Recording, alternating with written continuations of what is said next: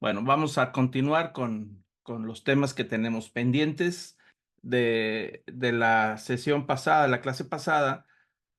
Todavía nos quedó una parte que pertenece al paso número 36, entonces lo vamos a cubrir hoy y también vamos a avanzar al paso 37, 38 y 39. Son muy cortitos, no hay mucho comentario que hacer ahí, pero pues como les dije, son lecturas que tenemos que hacer para ir entendiendo hacia dónde se está dirigiendo. Ya nos estamos acercando a la conclusión del tercer año del ministerio de Jesús. O sea, en unas dos, tres clases más estaremos entrando ya en la etapa donde se concentra muchísima información y hay bastante enseñanza. Vamos a decir que estamos hablando ya de los últimos meses de la vida de Jesús. Entonces ahí ya se dirige a Jerusalén y ahí hay bastante información que comentar. De hecho, uno de los pasos, me parece que es el 42, nos puede llevar hasta tres, cuatro clases, nada más un solo paso de toda la información que estaremos viendo ahí. Pero bueno, por lo pronto vamos a continuar con esta clase 22 y continuaremos con lo que quedó pendiente de la clase pasada, ¿no? Acordémonos que está en el lago de Genezaret, a Capernaum, que es donde hubo un desplazamiento. Como lo hemos comentado, en Capernaum es el centro de operaciones junto con toda esa región. Y bueno, eso lo tiene registrado el Evangelio de Juan, capítulo 6, versículo 22 al 71, que ya estudiamos la clase pasada, y Mateo 15, del 1 al 20, que vamos a comentar hoy, que es la parte que nos faltaba, ¿no? Entonces, la clase pasada vimos el sermón número 7 de Jesús sobre unas enseñanzas importantes, y ahora vamos a ver un sermón, el número 8, que tenemos ahí registrado y que tiene que ver con una crítica que hacen los fariseos a Jesús con respecto al comportamiento de sus discípulos y del mismo Jesús. Y Jesús termina con una explicación muy bonita acerca de lo que verdaderamente contamina al ser humano. Entonces vamos a entrar ahí directamente sobre el tema de donde los fariseos acusan a Jesús de que está quebrantando la ley cuando permite que sus discípulos coman sin lavarse las manos, ¿no? O sea, las manos totalmente fuera de un ritual. Dice el versículo 1 de Mateo 15, dice: entonces se acercaron a Jesús algunos escribas y fariseos de Jerusalén, diciendo: ¿por qué tus discípulos quebrantan la tradición de los ancianos? Pues no se lavan las manos cuando comen. Este tema de lavarse las manos no quiere decir que no hagan lavamiento de manos por cuestión de higiene, sino más bien se refiere a todo un ritual que la ley establecía, es decir, un ritual de purificación de la persona a través de ciertos lavamientos con agua corriente y con unas oraciones especiales. Ellos estaban santificando los alimentos y purificándose a sí mismos para poder que al momento de consumir los alimentos no se vayan a contaminar la persona, ¿no? Si no lo hacía, se consideraban que estaban contaminados. Y eso a mí me da pie de poder recalcar un poquito más acerca de lo que es la religión judía en el Antiguo Pacto, que hemos comentado varias veces aquí, pero quiero volverlo a comentar, al menos levemente, para poder entender este pasaje cuando los fariseos están acusando a Jesús de que los discípulos no cumplen con el ritual del lavamiento de las manos para los alimentos, ¿no? Y acordemos lo que hemos platicado en otras sesiones, ¿no? La función del sacerdote en el antiguo pacto, es decir, en el Antiguo Testamento, el objetivo final es la santificación. Si el propósito de que en el Antiguo Testamento hay todo un templo, rituales, sacrificios, y hay unas personas que se dedican exclusivamente al sacerdocio, es parte de toda una estructura, de un plan que Dios estableció en el Sinaí con Moisés, con los 10 mandamientos, dio la ley y la manera en que el pueblo de Israel se va a relacionar con Dios. Acordémonos que el principio de todo esto que estamos viendo es que Dios es santo y los seres humanos somos pecadores por naturaleza. El pueblo de Israel pertenece, por supuesto, igual que todas las demás naciones, a pueblos que estamos contaminados por nuestra naturaleza humana, pero Dios se quiere relacionar con el pueblo de Israel, quiere tener una relación más cercana, y entonces establece todo un sistema sacerdotal donde los sacerdotes, con todo lo que requiere la ley, permite que ellos puedan santificar. Acuérdense que ningún ser humano es santo, nadie es santo, nosotros no podemos ser santos, Dios es el único santo y entonces Dios es el que puede santificar a los demás. Y esa es una función que les da a los sacerdotes para poder santificar los lugares, santificar los tiempos, es decir, los días de fiesta santos y santificar a las personas. Y a través de toda esta santificación de los lugares, la Tierra Santa, Jerusalén, las personas, los tiempos, eso genera todo un pueblo santo que si mantiene esa santidad, entonces puede relacionarse con Dios a través del sacerdote, que es el intermediario, ¿no? Y toda esa santificación de la que hemos hablado en otras ocasiones, los sacerdotes la logran a través de rituales, observancias de la ley, los sacrificios que hemos hablado en varias ocasiones, ciertas purificaciones, lavamientos. En las purificaciones entran los lavamientos del cuerpo, los lavamientos de las manos, por ejemplo, en este caso, y a través de todas estas observancias, la persona está manteniendo su pureza. El propósito de todo esto, pues, es la santificación. Y en la santificación del antiguo pacto hay varios grados, si queremos verlo de esa manera. Recordemos que nadie puede santificarse a sí mismo. Eso es algo que Dios es santo, es la fuente de la santidad y Él la transmite a través de todo este sistema a las personas. En ese sentido, en el antiguo pacto había ciertos grados de santidad. Por ejemplo, el grado número 7, que es el más amplio, es la tierra de Israel, es santa. Así se consideraba todos los límites territoriales, es una tierra santa y fuera de ahí, pues toda la demás tierra está contaminada. Entonces la tierra de Israel hay que mantenerla santa, lo que produce los animales que comen de la hierba, las actividades que se dan en la tierra deben de ser actividades santas y la vida diaria de la tierra debe de ser una tierra santa. El otro nivel de santidad, es decir, Jerusalén, es más santo que toda la tierra de Israel. Es un nivel de santidad mucho más alto, ¿no? Entonces, en Jerusalén, la ley establecía de que había ciertas cosas que no pueden suceder porque pueden quitar la santidad a la ciudad. Por ejemplo, cuando alguien moría en la ciudad, habría que sacar el cuerpo lo más pronto posible y velarlo, o todos los rituales y lavamientos tienen que ser fuera de Jerusalén. ¿Por qué? Porque ese es un nivel de contaminación y Jerusalén es una ciudad santa y hay cosas que no se permiten hacer en Jerusalén para mantener la santidad de Jerusalén. Y otro nivel más santo que Jerusalén, pues son los atrios del templo. Y los atrios del templo son donde está dentro de las murallas, están los pórticos, están los mercados, está todos esos atrios donde la gente asistía, inclusive los extranjeros podían entrar, pero pasando las murallas y pasando todos esos pórticos, el nivel de santidad es mayor que la ciudad de Jerusalén. Entonces hay más restricciones, hay más leyes para mantener esa santidad porque es más santo que Jerusalén. El otro nivel de santidad más santo que el templo son los atrios del santuario. Santuario es el edificio interior donde está en medio de todas estas murallas y hay unos atrios donde solamente ahí pueden entrar los judíos. No pueden entrar los extranjeros. Está prohibido por el nivel de santidad. Inclusive hay unos atrios que se llama el atrio de las mujeres. Ellas pueden entrar hasta ahí, las mujeres judías, y más allá es el atrio de los hombres, donde además los hombres pueden entrar por el nivel de santidad que tienen que ofrecerse los sacrificios, donde está el altar, donde están los lavamientos, los rituales. Esos son atrios donde se desempeñan todas esas funciones. Entonces, eso es más santo que los atrios del mismo templo. Y otro nivel de más santidad, pues es el santuario, propiamente el lugar donde solamente los sacerdotes entran. Ningún judío puede entrar.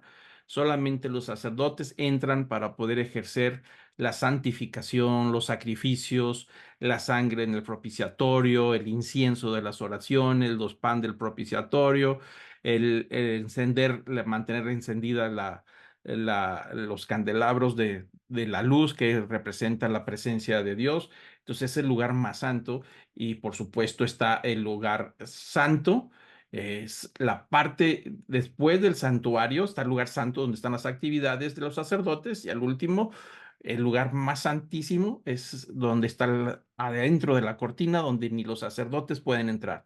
Solamente el sumo sacerdote entra más allá de ese velo, donde está el arca de la alianza, donde está el pacto, y ese es el lugar más santo que hay en la tierra.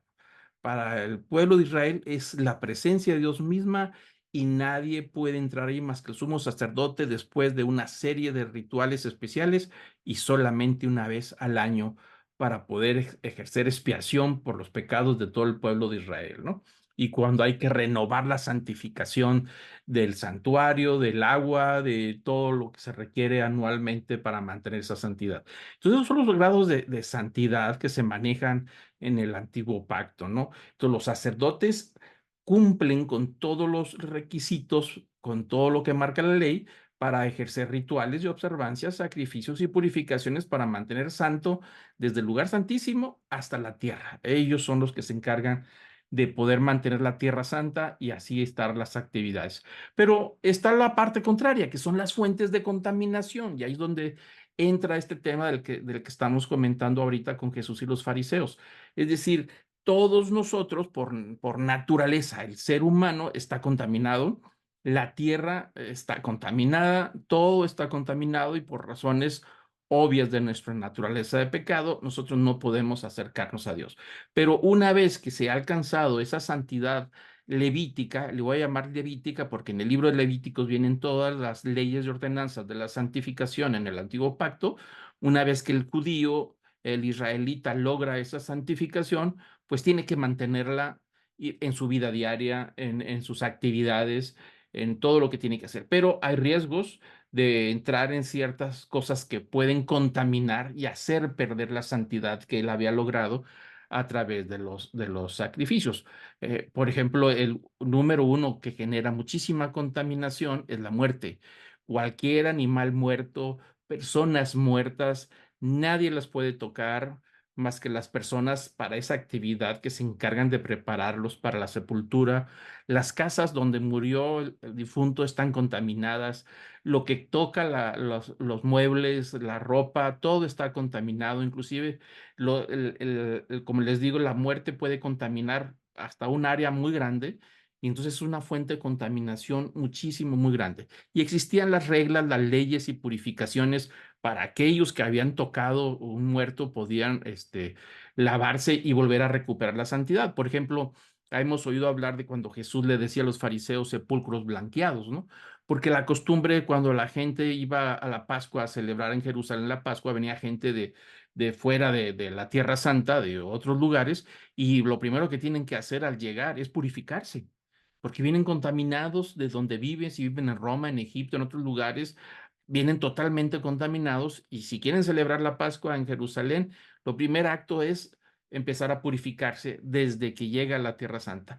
Entonces, lo que establecía la ley es que todos los sepulcros tenían que ser pintados de blanco para poder darle una señal al peregrino de que no fuera ni tocar esa piedra ni sentarse ahí, porque ahí hay un difunto, hay un muerto, y entonces podría perder lo que ya había logrado a través de los rituales y sacrificios para purificarse y luego ejercer la fiesta de la Pascua, ¿no? Entonces, la muerte es la principal fuente de contaminación, es decir, lo que transmite la pérdida de la santidad.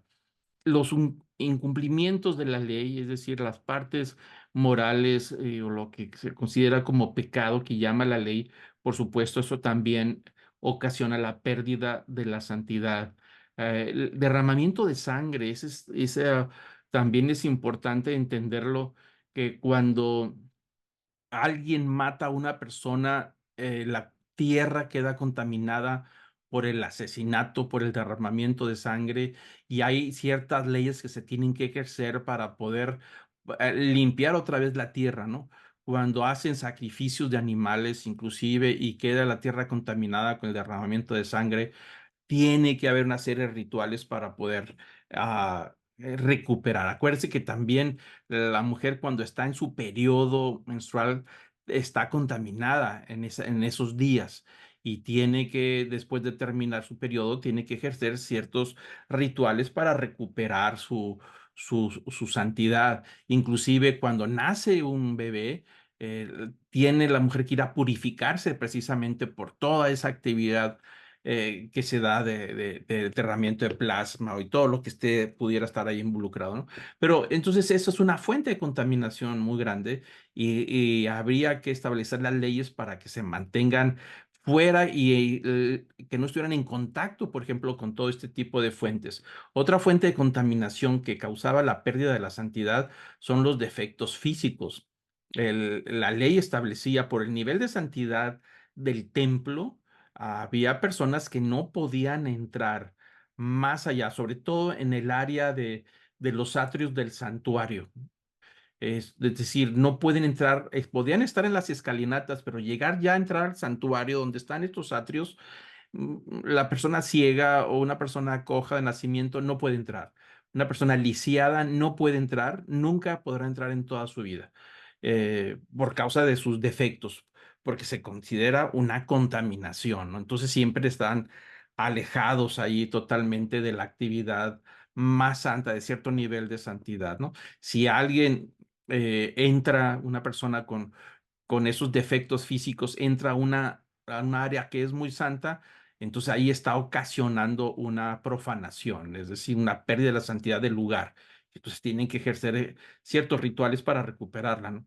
Las enfermedades, ciertas enfermedades como la lepra, por supuesto, también es una fuente de contaminación y esas personas jamás podrán entrar ni siquiera a Jerusalén por el nivel de contaminación que ocasionan. Entonces ellos vivían en los leprosarios, fuera de la ciudad de Jerusalén, lugares especiales, alejados de la gente.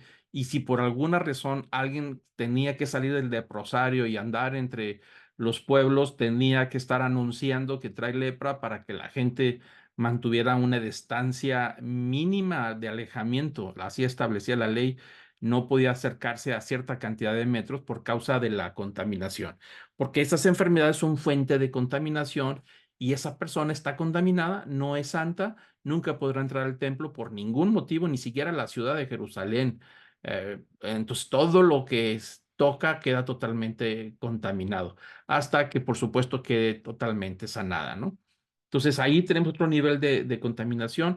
Los alimentos impuros también. Hay ciertos alimentos que sabemos que son impuros, que el consumirlos causan impureza levítica, es decir, ya no están en condiciones adecuadas de inclusive de vivir dentro de la Tierra Santa, ¿no? Por ejemplo, el puerco, si alguien consume puerco y está en la Tierra Santa, un judío, entonces está contaminando la tierra, está contaminando la comunidad y esas personas, por supuesto que son expulsadas o alguien que trabaje el día del sábado, que rompa, no cumpla con la ley del sábado, por supuesto, también ocasiona la expulsión de la tierra.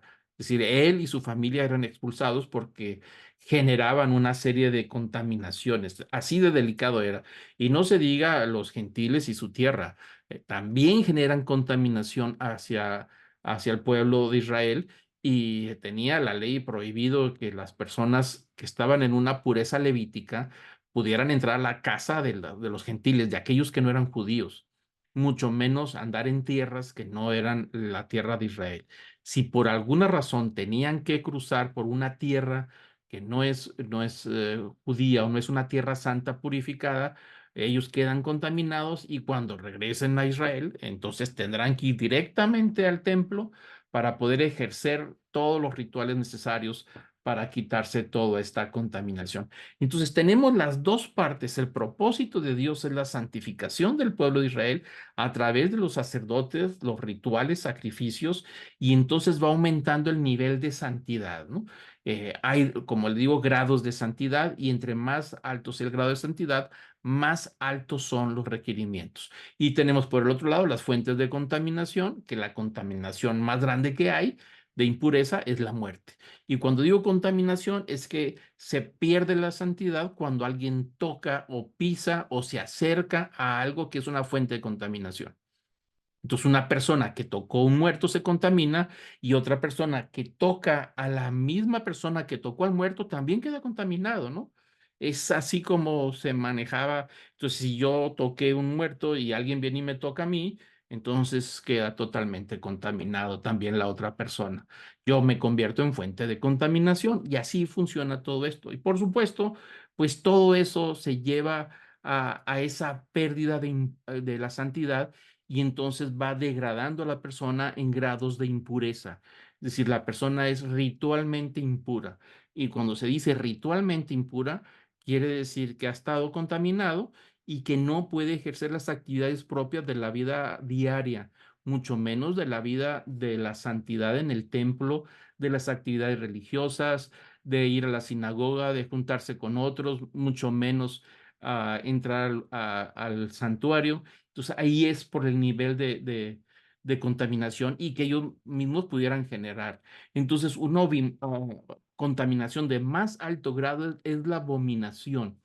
Es decir, cuando algo que se hace ha ocasionado totalmente la pérdida de la santidad del lugar santo. Por ejemplo, una abominación que sucedió alrededor de unos 200 años antes de Cristo fue que un general de los estos generales de este conquistador ah, Alejandro Magno.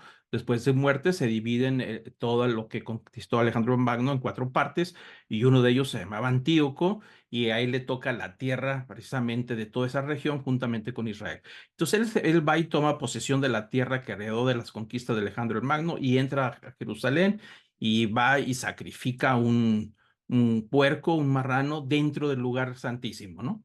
Entonces, eso es una abominación. Ocasionó la pérdida de la presencia de Dios en el pueblo de Israel. Es el grado más alto de la pérdida de santidad, cuando algo ha sido causa de contaminación suprema, ¿no? Y está la profanación, es decir, cuando alguien entra a un lugar santo sin estar ritualmente puro.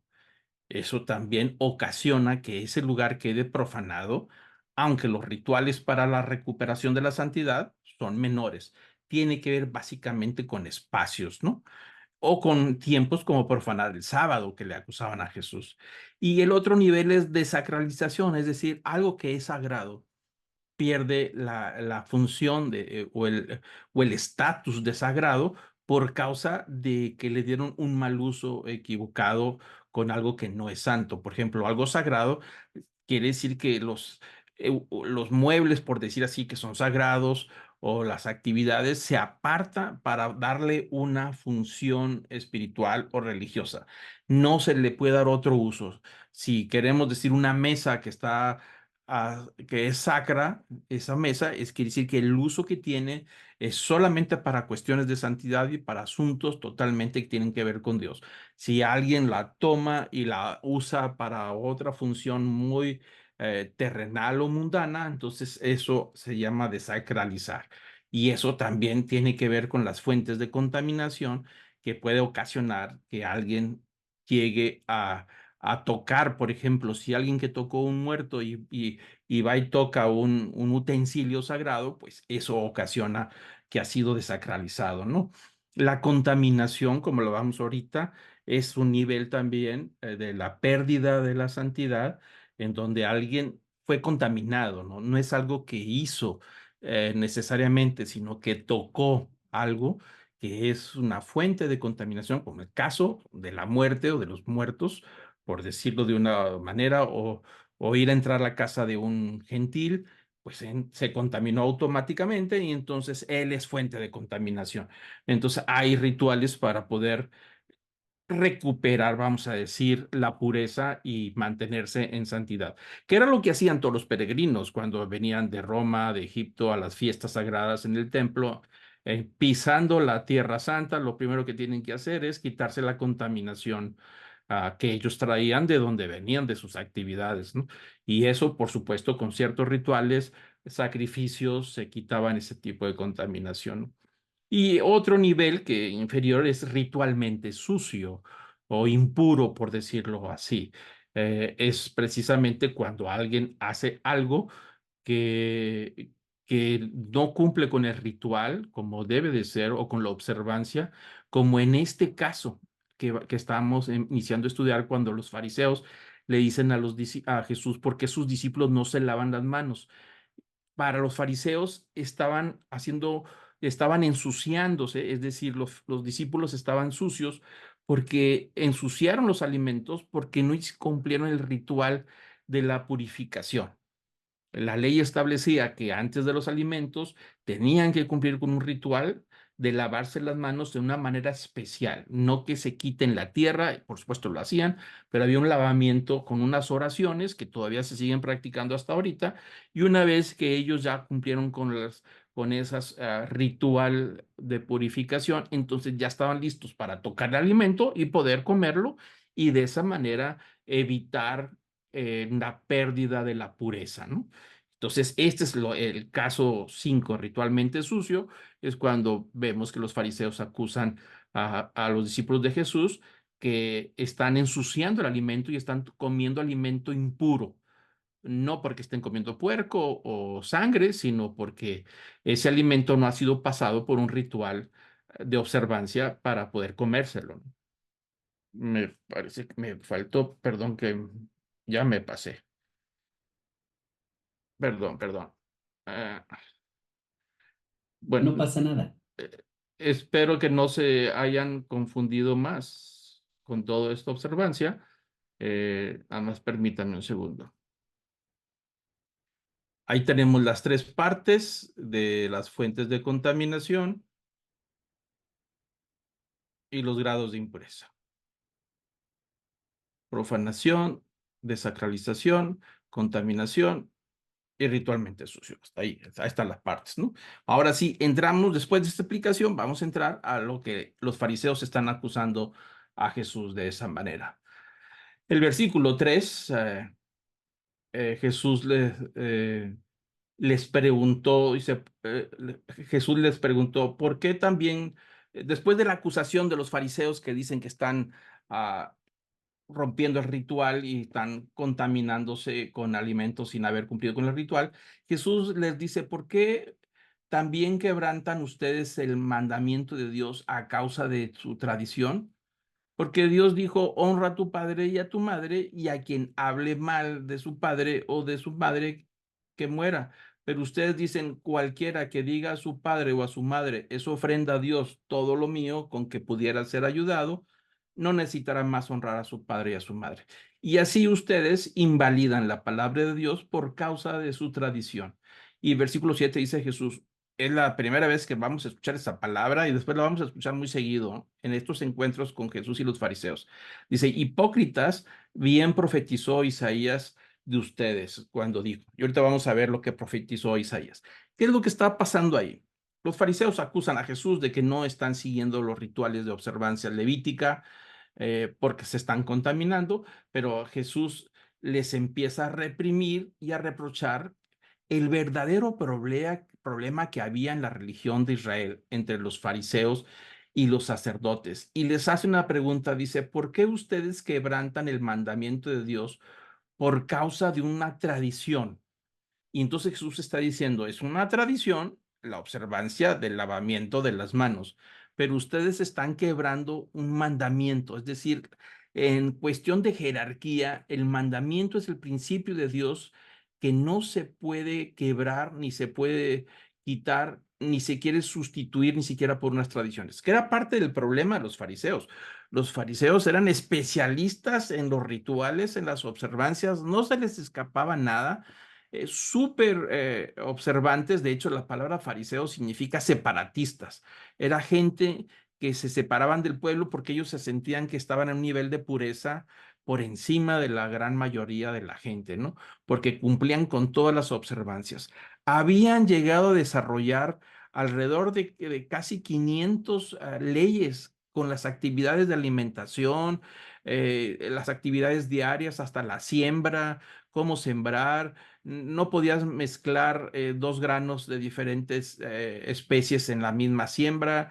había unas leyes de pureza difíciles de cumplir, pero ellos decían que tenía que ser así por todo lo establecido, ¿no?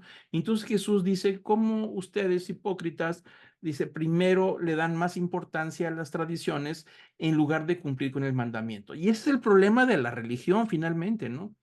Uno de los problemas que Jesús enfrentó es tratar de sacudir el sistema religioso, porque lo que hace la religión es que nos llenamos de observancias, de rituales, de cumplimientos, y llegamos al punto de decir, ya cumplí. Y el corazón no necesariamente está involucrado ahí. El corazón se distrae, el pensamiento se distrae, porque llegamos a pensar que lo que más importa es cumplir con las observancias y cumplir con los detalles que demanda la religión. Nos llenamos de tantos preceptos, de tantos cumplimientos, que aunque el corazón no esté ahí, finalmente creemos que ya cumplimos y pensamos que eso es lo más importante y creemos que eso es lo que realmente Dios está buscando, pero se nos olvidan los principios de la ley de Dios y los principios del mandamiento. Y los mandamientos son principios de Dios generados en el corazón de Dios para poder ayudarnos a vivir de esa manera en una santidad realmente con Dios. Y Jesús les pone el ejemplo donde el mandamiento, donde dice la ley, el versículo 4, la ley decía, honra a tu padre y a tu madre. Y dice, quien hable mal de su padre o de su madre, que fuera. La ley era muy estricta y no está hablando de alguien que chismea o habla mal de las espaldas de un padre, sino está hablando de alguien que maldice a sus padres, que maltrata a sus padres, a su madre o a su padre. Dice, un hijo así, entonces no merece vivir. Y la ley era muy clara, los expulsaban realmente de la comunidad. La ley era muy estricta y porque Dios estableció que el principio de respeto y honrar a los padres era un principio sagrado porque los padres son herederos de la autoridad de Dios, es decir, los padres representamos a Dios dentro de la comunidad, de la familia, y en la medida en que nosotros ejercemos autoridad, los hijos están endeudados de honrar esa autoridad, porque en la medida que honran la autoridad de los padres, están honrando a Dios, porque los padres hemos heredado esa autoridad de parte de Dios, somos los responsables de hacer cumplir esos principios. Entonces, la ley establecía que la honra a los padres era un principio sagrado, pero dice Jesús que habían los fariseos a través de los siglos haber corrompido el principio de la honra a los padres y ellos decían, los fariseos enseñaban que cualquier hijo que le diga a su madre o a su padre que era obligación sostenerlos ya siendo ancianos, velando por ellos, es responsabilidad de los hijos atenderlos y responsabilidad de los hijos proveer para su sostenimiento cuando ya son ancianos, cuando ya no pueden trabajar para su madre y su padre. Entonces la ley decía que tenía que hacerlo. Pero los fariseos decían que si tú ofrendabas a Dios lo que tenías, no tenías por qué cumplir con la responsabilidad de ayudar a tus padres. Entonces Jesús les está diciendo cómo ustedes no cumplen con la ley de honrar a los padres y le dicen a la gente que cualquiera que le diga a su padre, a su madre, no te puedo ayudar económicamente porque tengo que cumplir con el diezmo, tengo que cumplir con las ofrendas a Dios y entonces ya no está obligado a cumplir porque primero es Dios. Entonces Jesús dice en el versículo 6 dice, no necesitará más honrar a su padre o a su madre. Y así ustedes invalidaron la palabra de Dios por causa de la tradición. Es hipócritas. Entonces dice Jesús que uno de los problemas que él va a enfrentar, y lo va a enfrentar más fuerte más adelante en las siguientes pláticas que tendremos, hay encuentros muy fuertes de Jesús con los fariseos en el mero Jerusalén, donde les está diciendo que por qué han puesto más importancia a las tradiciones que a la ley. Y el problema de las tradiciones es que no necesariamente son tradiciones que sean malas, ¿no? Pero el problema es que cuando nosotros ponemos la tradición por encima de la palabra de Dios. ¿Por qué? Porque las tradiciones han estado ahí por mucho tiempo y cuando alguien le dice que eso no es tan importante, batallamos para aceptar que no es tan importante. Inclusive le damos más importancia a las tradiciones que la misma palabra de Dios. Las tradiciones llegan a ser sagradas inclusive, ¿no? Y Jesús está diciendo que esa desproporción y esa corrupción del mandamiento de Dios ocasiona la pérdida de la relación con Dios. Y está acusando a los fariseos de motivar a la gente de que no están obligados a dar ese dinero o apoyo a sus padres. ¿Por qué? Porque se lo van a dar a la iglesia, o vamos a decirlo, se lo van a dar al templo, al pueblo de Israel, a llevarlo como diezmo al templo. Dice Jesús, no es así. Es honrar a sus padres, primero honrar a sus padres y luego entonces cumplir. Entonces Jesús está acusando a los fariseos. Es es la segunda vez en todas estas clases que estamos viendo que Jesús tiene un encuentro con los fariseos un poquito más duro, con palabras más fuertes. Pero esto se va calentando, esa conversación con fariseos y Jesús, conforme avancemos con las clases, va a ponerse realmente muy complicado, con enfrentamientos muy fuertes. Porque aquí Jesús ya le está diciendo hipócritas, porque llevan ellos un doble rasero en cuanto al cumplimiento de la ley. Y entonces versículo 7 dice Jesús que esa actitud de ellos ya estaba profetizada. Es decir, el profeta Isaías había hablado de que se había desarrollado en el pueblo de Israel una actitud hiperreligiosa en donde le daba más importancia a los ropajes religiosos, a las actividades, a las observancias, a los rituales, y no le daba importancia a la ley de Dios, a la palabra de Dios, ¿no?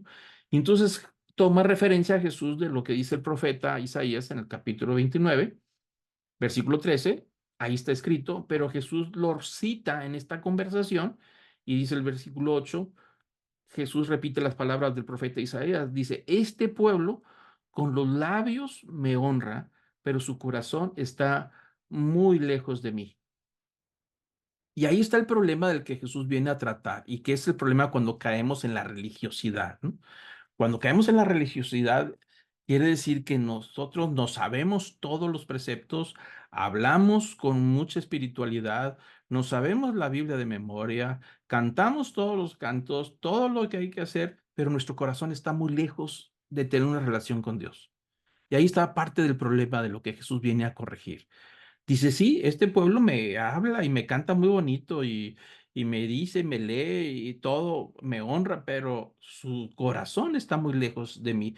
Es decir, hay una desconexión entre lo que hay dentro de nosotros y de lo que hablamos y actuamos y pensamos. Es decir, Jesús viene a hablar de que seamos íntegros en cuanto a lo que vivimos y que tiene que estar conectado con lo que realmente hay en nuestro corazón. Entonces Jesús viene a tratar este asunto, a quitar esa religiosidad, ¿no? Dice el versículo 9, dice Jesús refiriéndose al profeta Isaías, dice, pues en vano me rinden culto, enseñan como doctrinas preceptos de hombres. Es decir, en lugar de enseñar los principios de Dios, empiezan a darle más importancia a lo que desarrolló el sistema religioso, en lo que ha desarrollado, que es más importante inclusive que la palabra de Dios. Y eso es parte de un problema, ¿no? Pero volvemos, estamos hablando del tema de la contaminación. Esta conversación se genera porque los fariseos criticaron a los apóstoles por un asunto de un ritual. Y Jesús está diciendo, espérense, esa es una tradición.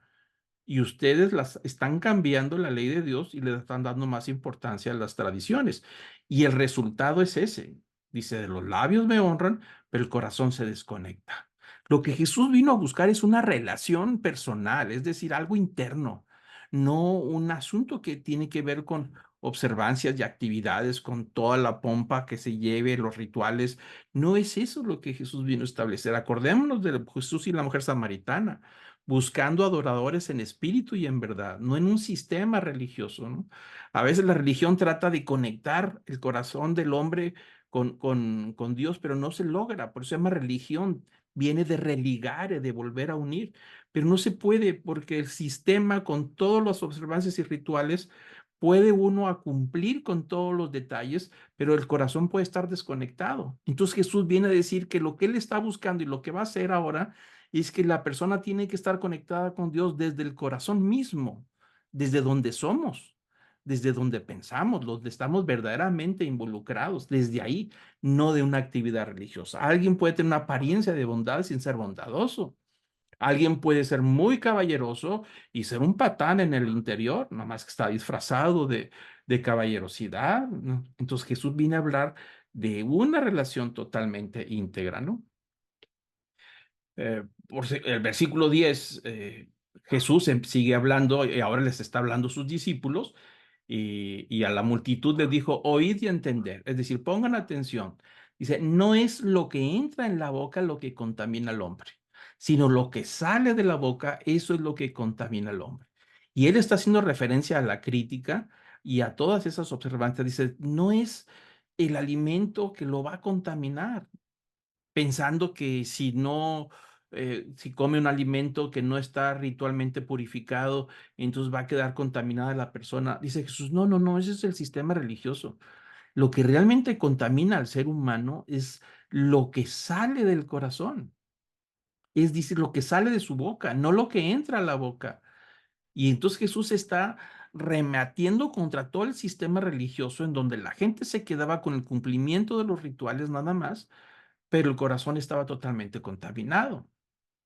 Versículo 12 dice que se acercan los discípulos y le dicen a Jesús, ¿sabes que los fariseos se escandalizaron cuando oyeron tus palabras? Noten ustedes que esta es la segunda vez que los discípulos le dicen a Jesús que los fariseos se escandalizan por lo que dijo. La sesión pasada, también cuando Jesús empieza a hablar sobre el pan de vida, también le dijeron los discípulos, esta gente, los fariseos se están escandalizando por toda esta enseñanza. Es decir, está rompiendo con esquemas. Jesús está sacudiendo el sistema religioso desde los cimientos totalmente.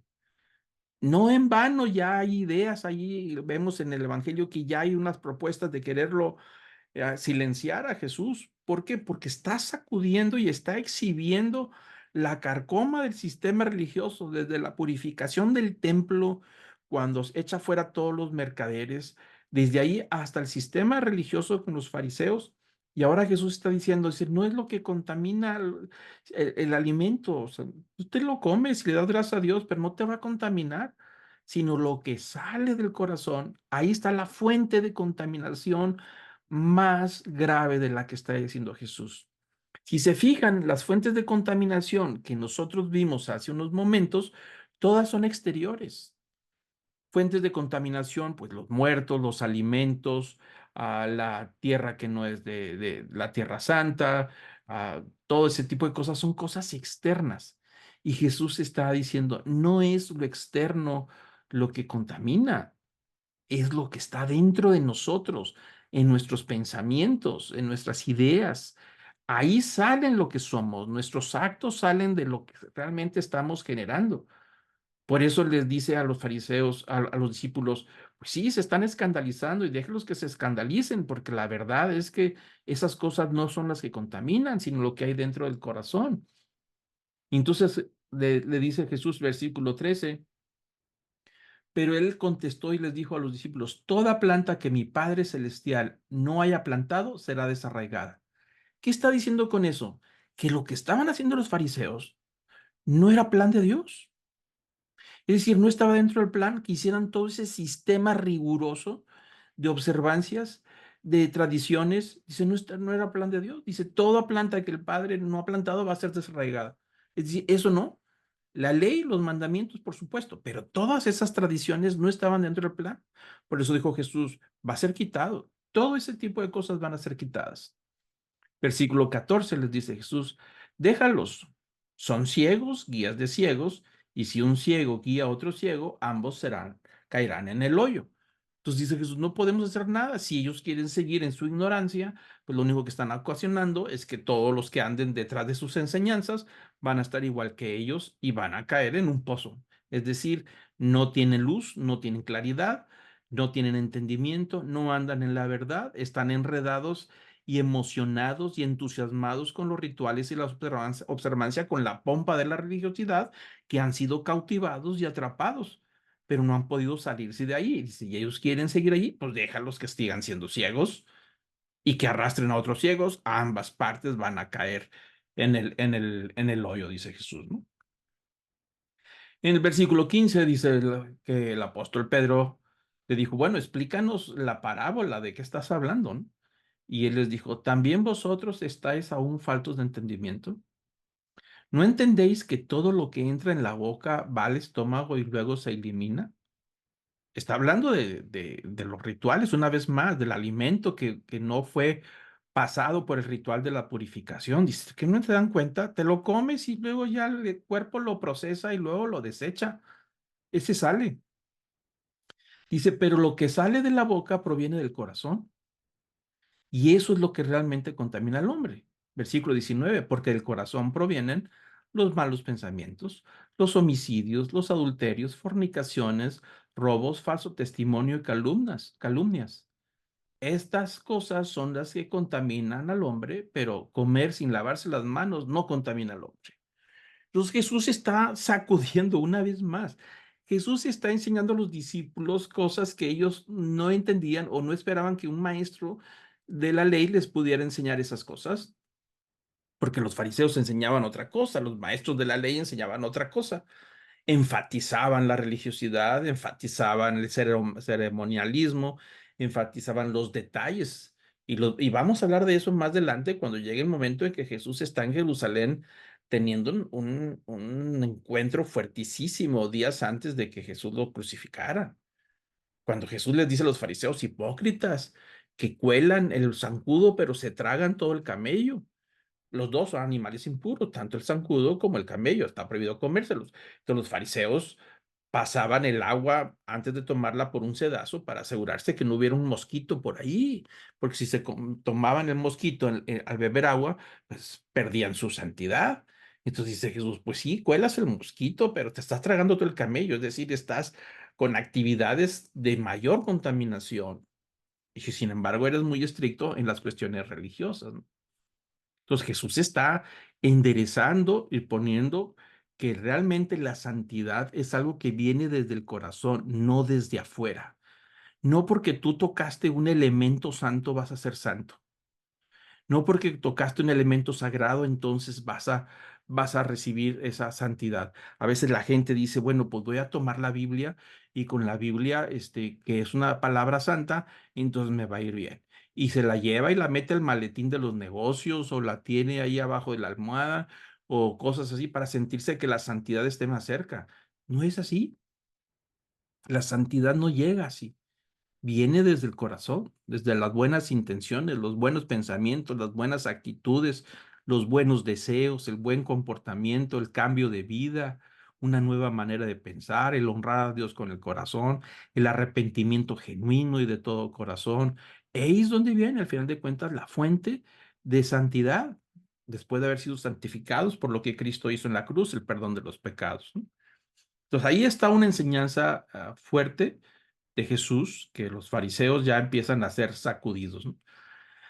Pasamos al paso 37, después de estar en Capernaum, ahí en Galilea, donde está el mar de Galilea, se va a la región de Tiro y Sidón. Si ustedes ven en el mapa, es la parte norte, es un territorio fuera de la tierra de Israel. Es la primera vez, tal vez haya otra ocasión, donde Jesús sale de la tierra prometida, de la tierra santa. Es muy interesante este detalle que Jesús anda predicando por Galilea, que pues, es tierra santa, Decápolis, Judea y todos esos lugares, pero ahora está yendo a tierra que no es santa. Tiro y Sidón, pues, actualmente Siria, eran territorios que no eran santos porque estaban habitados por paganos. Ya no era la tierra prometida, no pertenecía a la tierra de Israel. No había nada ahí de adoración a Dios, era tierra pagana totalmente, ¿no? Entonces, este paso es interesante porque ahí sucede algo que vale la pena comentar. Jesús se va a Tiro y Sidón, actualmente es Siria, para poder ubicarlo en el mapa, y Mateo y Marcos nos dan lo que sucede en esa región. Y vamos a empezar por el Evangelio de Marcos, capítulo 7. Versículo 24 dice que levantándose de allí, es decir, después de estar con los fariseos en la discusión de la contaminación, se fue a la región de Tiro y entrando en una casa, no quería que nadie lo supiera, pero no pudo pasar inadvertido. Aquí lo que está sucediendo es que, como hemos visto en las demás sesiones, acuérdense que cada vez que hay un milagro importante, un milagro grande, la gente lo seguía en grandes cantidades, lo querían hacer rey, ya no lo dejaban en paz. Como hemos visto los demás pasajes de los evangelios, dice que lo buscaban, andaban detrás de él y si no lo veían, lo seguían buscando para poder obtener más beneficios. Acuérdense lo que Jesús le dijo en la clase pasada. Dice, ustedes me están buscando porque vienen a buscar pan, pero no vienen a buscar el pan espiritual, ¿no? Entonces Jesús estaba en cierta manera, me parece, cansado, los discípulos también. No sé si se aparta hacia una tierra que no es Tierra Santa por evitar que lo sigan y quedarse ahí en una manera de descansar, pero dice que no quería que nadie lo supiera, ¿no? Pero no pudo pasar desapercibido. La fama de Jesús ha ido más lejos de la Tierra Santa.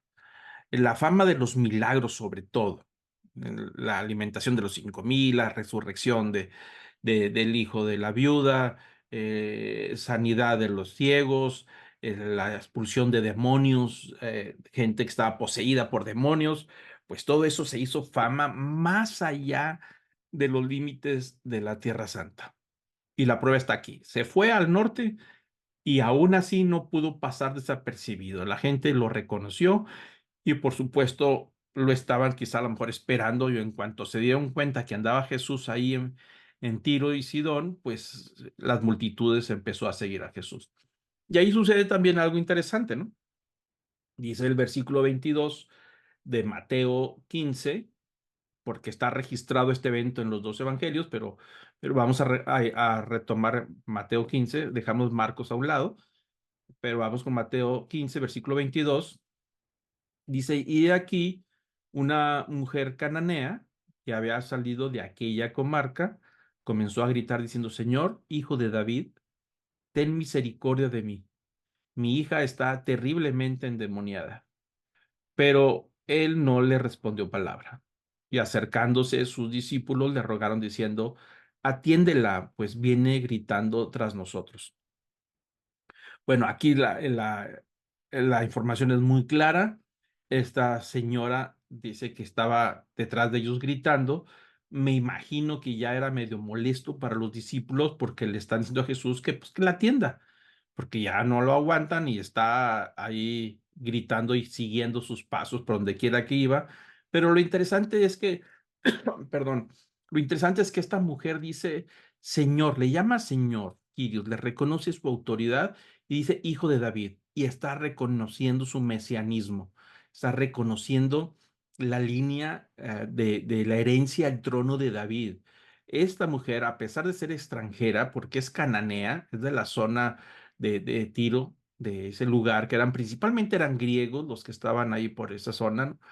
Pero reconocía que Jesús era la promesa que había estado ya profetizada desde los tiempos de rey David y de Isaías, que decía que un descendiente de la línea de la sangre de David se levantaría para reinar para siempre. Acordémonos que el ángel Gabriel le dijo a María sobre ese bebé que llevaría en su seno, dijo, llevará sobre sus hombros el trono de su padre David, es decir, descendiente. Jesús tiene sangre real, descendiente de David. Y eso ellos lo sabían los judíos, y lo sabe inclusive esta gente extranjera, como en este caso la mujer, le está reconociendo que él es el Mesías, el prometido, y está pidiendo misericordia por una situación de su hija endemoniada. Pero versículo 23 dice que Jesús no le hacía caso, no sabemos por qué, aunque él va a dar unos detalles más adelante, pero es un hecho que no le estaba dando atención. No iba Jesús a esa zona a hacer milagros. Eso hay que tenerlo muy claro. No fue a Tiro, a la ciudad de Tiro y a la ciudad de Sidón, a ir a predicar, a hacer milagros. Me parece que Jesús se retira para tomarse un descanso de todo lo que estaba sucediendo, porque no lo dejaban en paz y no había lugar donde esconderse y ahí estaba toda la gente. Entonces, a mí me da la impresión de que él más bien va a descansar, no a ir a hacer milagros o a ir a predicar. Y lo va a decir él más adelante en el versículo 24. Jesús dijo, no he sido enviado sino a las ovejas perdidas de la casa de Israel. Pero ella acercándose, se postró a él diciendo, Señor, socórreme. Jesús le dice que no, porque el propósito no era venir a esas tierras, el propósito era venir al pueblo de Israel, es decir, a ejercer misericordia, a revelar al Padre, a hacer esas muestras, manifestaciones de poder milagrosa que respaldan su palabra, primeramente al judío. El apóstol Pablo lo dice inclusive en sus cartas, que la salvación es primeramente a los judíos y luego a los gentiles. Es decir, Jesús vino primeramente a los judíos, estaba profetizado, mostrarles el camino de la salvación, manifestar el poder milagroso de misericordia a todo el pueblo de Israel, primero a ellos. Entonces Jesús dice, pues no, yo no he sido enviado más que a las ovejas perdidas de la casa de Israel. No he sido enviado a otro país, a otra cultura, ¿no? Pero la mujer insiste, se postró, eso quiere decir que se puso de rodillas. Es muy probable que le haya tocado los pies o haya puesto la cabeza en el suelo, pidiendo ayuda y clemencia, misericordia. Y entonces ahí sucede esto, que es un ejemplo que se ha comentado mucho, ¿no? Jesús le dice, dijo, no está bien tomar el pan de los hijos y echárselos a los perrillos, ¿no? Aquí suena algo medio difícil a veces de entender, pero la palabra perrillos, o en otras versiones de la Biblia dice a los perros, es la referencia que Jesús está usando cuando los judíos hacían mención de los gentiles, es decir, hacían referencia a ellos como los perros, es decir, alguien que son impuros. Entonces, en ese sentido, Jesús dice, no está bien que yo venga a traer un pan para el pueblo de Israel, es un alimento espiritual del que hablamos la semana pasada, de ese pan espiritual, si no es bueno que se los dé a los perrillos, es decir, a los gentiles, no es para ellos, yo no vine a eso. Pero la mujer responde de una manera sorprendente, muy inteligente. Dice, sí, señor, estoy de acuerdo, dice el versículo 27. Pero también los perrillos comen de las migajas que caen de la mesa de sus amos. Es decir, tal vez soy gentil, dice la mujer, tal vez no lo merezco, es cierto, no tengo derechos, no soy judía, no pertenezco a la tierra de Israel, yo no estoy dentro del pacto, las promesas no son para mí, son para el pueblo de Israel. Tú no viniste a vernos a nosotros, sino al pueblo de Israel. Dice, pero aún así, dijo, los perros comen de las migajas que caen de los panes de sus amos. Es decir, salpica, aunque sea una migaja, es lo que estoy pidiendo. No estoy ejerciendo mis derechos, pero solamente pido misericordia y sé que tú puedes sanar a mi hija, ¿no? Jesús responde en el versículo 28, le dice, oh mujer, grande es tu fe, que te suceda como deseas. Y su hija quedó sana desde aquel momento. Algo que también llama la atención y lo veríamos en otras ocasiones, o lo hemos comentado, es que Jesús le dice en algunas ocasiones a los judíos que ha encontrado más fe fuera de Israel, con gente que no era judía, que con los mismos judíos que no estaban creyendo en él. Y aquí vemos una evidencia más. La mujer le reconoce como el hijo de David, el Mesías, el prometido, y reconoce que tiene el poder para sanar, y reconoce que es de misericordia, y reconoce que no tiene derechos, pero aún así dice, yo creo que tú puedes. Entonces Jesús responde y le dice, hágase como tú lo haces, como lo pides, ¿no? Y su hija fue sanada, ¿no? Pero una evidencia más de que Jesús encontró más fe en gente que no era judía que en los mismos judíos. Y lo dijo en otras ocasiones, dice que muchos de los judíos serán juzgados por gente que tendrán más misericordia al día del juicio final, de gente de Gomorra y de Sodoma y de Gomorra, ¿no? Es decir, gente que son gentiles, dijo, van a ser juzgados con menor severidad que los mismos judíos que tuvieron a Jesús, que vino a ellos, que fueron testigos de sus milagros y que aún así no le creyeron, ¿no? Y ahí vemos registrado el milagro número 20 de todo este récord que llevamos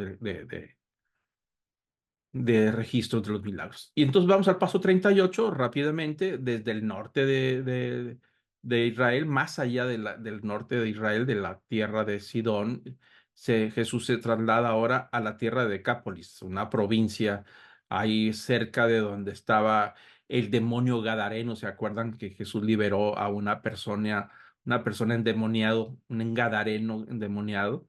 Bueno, pues ahí ahora se está trasladando ahí a esa región en Decápolis. Y había muchos judíos también ahí en esa zona, ¿no?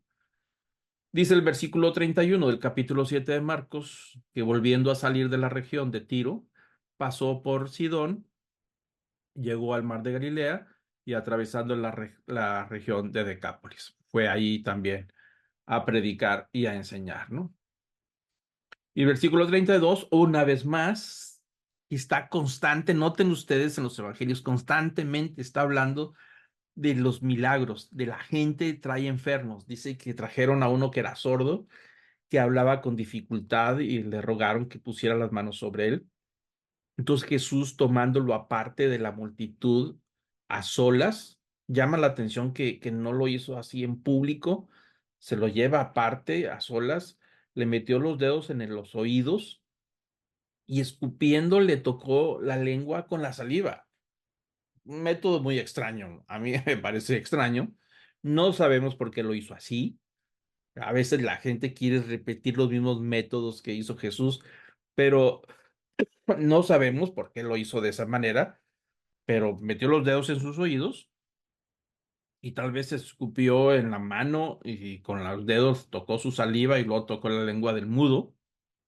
Pero una cosa sí, la virtud de la santidad de Jesús fue transmitida en poder a este hombre. Esto me recuerda a aquella mujer sirofenicia también que decía, si tan solo tocar el borde de su manto, seré sana. Es decir, aunque no me toque Jesús, aunque yo no lo toque a él, aunque él no me vea, pero si yo logro tocar el manto de Jesús, yo voy a quedar sano.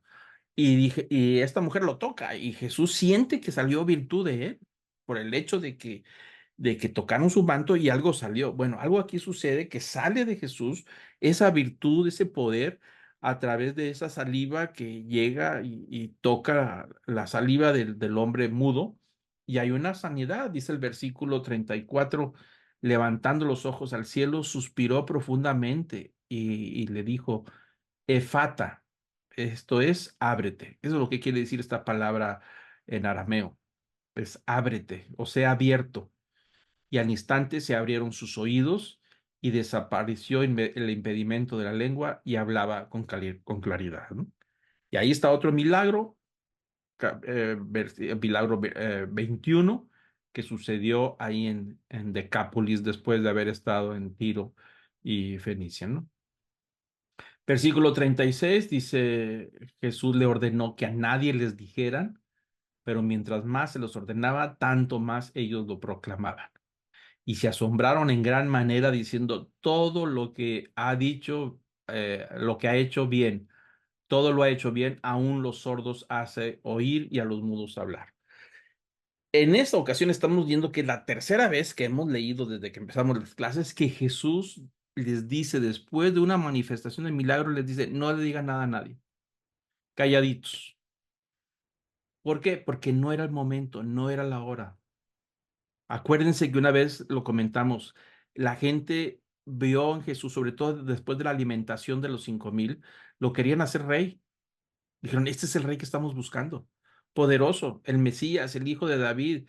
Él tiene todo el derecho al trono y por supuesto que va a poder con los romanos. ¿Por qué? Porque tiene todo nuestro apoyo y aparte es poderoso en hacer milagros. Pero Jesús se les escapó en ese pasaje que estudiamos, ¿se acuerdan? Se escapó porque no había llegado la hora y todavía no ha llegado la hora. Inclusive me recuerda el momento del primer milagro en Caná de Galilea, cuando está Jesús y los discípulos y su madre invitados en la boda y se les acabó el vino. Y María le dice, oye, ¿y no tienen vino? Y Jesús dice, ¿y a mí qué? Pues, no ha llegado la hora todavía, o sea, no es momento. Sin embargo, bueno, pues ahí hubo todo un milagro también ahí interesante, ¿no? Pero aquí vemos que Jesús les decía, no se lo digan a nadie, queden calladitos. Eh, yo creo que no, como comentamos, Jesús no quiere que se adelanten los tiempos, no quiere que se adelanten las cosas hasta que Él no termine de revelar al Padre, hasta que Él no termine su ministerio de revelar la enseñanza, el camino, la doctrina, todo lo que tiene que hacer. Y cuando llegue el momento, entonces ya Él va a permitir que lo proclamen rey. El famoso Domingo de Palmas que hemos platicado en muchas otras ocasiones, ¿no? Entonces la gente seguía sorprendida de todos los milagros que hacía Jesús, ¿no? Paso 39 de la región de Decápolis, ahora se está trasladando a la región cerca de Nazaret, de Caná de Galilea, de Naín, donde fue la resurrección de la viuda de Naín, que el hijo se le murió. Bueno, en esa zona Jesús ya estuvo en una ocasión, pero ahora está cerca de un monte que se conoce como el Monte Tabor. Ahí les pongo una foto para que lo conozcan. Ese es un monte famoso en Israel, se llama el Monte Tabor. Y en alguna parte del monte, pues Jesús se va, dice que versículo 29 de Mateo 15, dice Jesús, pasando Jesús de allí, vino junto al mar de Galilea y subiendo al monte se sentó allí. Y vinieron a él grandes multitudes, trayendo consigo cojos, lisiados, ciegos, mudos y muchos otros enfermos, y los pusieron a sus pies, y él los sanó, todos. De modo que la muchedumbre se maravilló al ver que los mudos hablaban y los lisiados quedaban restaurados y los cojos caminaban y los ciegos veían y glorificaban al Dios de Israel. Ahí está otro registro de milagros y milagros y milagros y milagros, grandes cantidades de milagros. Son muchos que no podemos enumerar. Versículo 32. Aquí hay otro evento interesante. Dice que Jesús llamando junto a él a sus discípulos, les dijo, tengo compasión por toda esta multitud que le seguían, porque ya hace 3 días que están aquí y no tienen que comer. Y no quiero despedirlos sin comer, no sea que desfallezcan en el camino.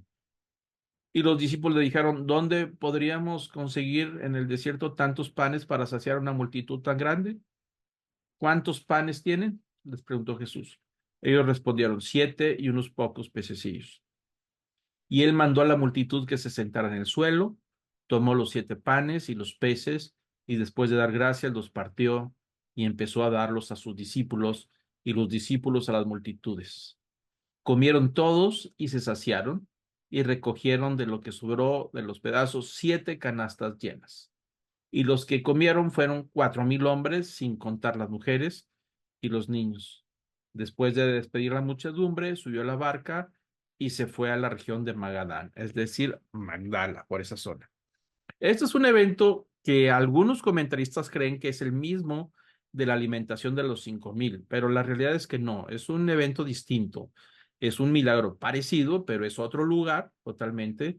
Hay diferencias en cuanto a la cantidad de las personas. Hay diferencias en cuanto a las canastas de alimento que sobró, son muy distintos. Las diferencias en cuanto a los panes y los peces. Y otro detalle muy interesante es que en Mateo 16, en el siguiente capítulo, si usted lo busca después en su Biblia, Mateo 16, versículos 9 al 10, ahí Jesús dice que son 2 eventos diferentes. Les reclama en cierta manera a los discípulos su falta de fe y les recuerda, dice, que no se vieron cómo alimenté a 5,000 y lo que sobró y luego después a los 4,000. El mismo Jesús está diciendo, reprochando a los discípulos por la falta de fe y les recuerda estos 2 milagros y él contabiliza estos 2 eventos entre 5,000 y 4,000. Así es que son 2 eventos distintos. Ya lo comentamos en el evento primero, en la alimentación de los 5,000, el milagro. Entonces no voy a comentar más. Es muy, muy parecido. Son el milagro número 22, ¿no? Y bueno, vamos a llegar hasta ahí. La próxima sesión, como les dije, este era corto. La próxima sesión vamos a ver pasos 40 y 41 de lo que sucede ahí en Magdala. Hay un tema interesante sobre Jesús que le dice a los discípulos, cuídense de la levadura de los fariseos, es decir, lo que contamina. Ahora Jesús está hablando de esa contaminación de los fariseos hacia la gente y le llama levadura porque la levadura contagia, contamina y empieza a hablar del escepticismo de los fariseos, del legalismo de los fariseos, ¿no? Y eso lo vamos a comentar la próxima sesión. Entonces vamos a llegar hasta ahí. Después de la siguiente clase que vamos a ver los pasos 40 y 41, vamos a ver el paso 42. Jesús va a Jerusalén para celebrar la fiesta de los tabernáculos. Y ese paso nos va a llevar como 3 clases. Hay bastante información que yo no quiero adelantar, prefiero mejor irnos por partes, pero hay información muy, muy interesante, muy importante de lo que Jesús está diciendo ahí en Jerusalén que vale la pena estudiar con detalle, ¿no? Entonces voy a pedir que cerremos nuestros ojos, inclinemos nuestro rostro para dar gracias. Amado Padre, gracias, Señor, te damos por este tiempo que nos permites aquí compartir tu palabra. Te pido tu bendición, Señor, sobre estos comentarios, que podamos nosotros a comprender que la verdadera contaminación viene desde dentro del corazón. Que cuidemos el corazón, Señor, porque de ahí mana la vida, así dice tu palabra, y que no seamos, Señor, legalistas en ese sentido, sino que podamos entender que lo que Dios le interesa es el corazón, porque podemos con facilidad caer en la trampa de la religiosidad y estar desconectados de ti. Padre, te pido que tu Espíritu Santo nos dé claridad, entendimiento y entusiasmo por conocer tu palabra, que tu Espíritu Santo nos guíe en la vida diaria de una manera de vivir digna de ti, en nuestro trabajo, con nuestros amigos, con nuestra familia, nuestra vida personal, en la relación contigo, en oración, Padre, que podamos vivir una vida sencilla, simple, pero poderosa en el Espíritu. Gracias, Señor, por cada uno de los que estamos aquí, de los que escucharán este mensaje, que tú seas abundante a ellos, Señor. Gracias, te lo pido en el nombre de Cristo Jesús. Y también te pido, Señor, por este país, por nuestra nación, por México, en los tiempos difíciles que se están presentando, que te pido que tú tomes autoridad sobre este país, que tu Espíritu Santo se mueva, Señor, y que derrames un espíritu de paz entre todos nosotros, que se puedan llegar a poner de acuerdo, Señor, para beneficio y paz de la nación. Señor, te pido que tú gobiernes, que tú reines sobre este país, sobre el presidente, la presidenta, sobre los líderes en las cámaras de diputados, senadores, entre los jueces, gobernadores. Señor Padre, trae paz en esta nación, Señor, que estamos celebrando un día de independencia. Te pido que hagas caer la lluvia de tu espíritu, Señor. Así como llueve y la tierra absorbe los nutrientes de la lluvia, así, Señor, haz llover con tu espíritu sobre esta nación, y que todos podamos, Señor, a absorber de ti y poder vivir una vida digna, Señor. Trae paz a esta nación, trae paz a nuestro país, trae paz, Señor, en los acuerdos, en los entendimientos, y protege, Señor, a este país. Que cada día más podamos doblar nuestra rodilla por este país, y que cada día más personas puedan reconocerte a ti como el único Señor y Dios en sus vidas. Te lo pedimos, Señor, en el nombre precioso de Cristo Jesús. Amén.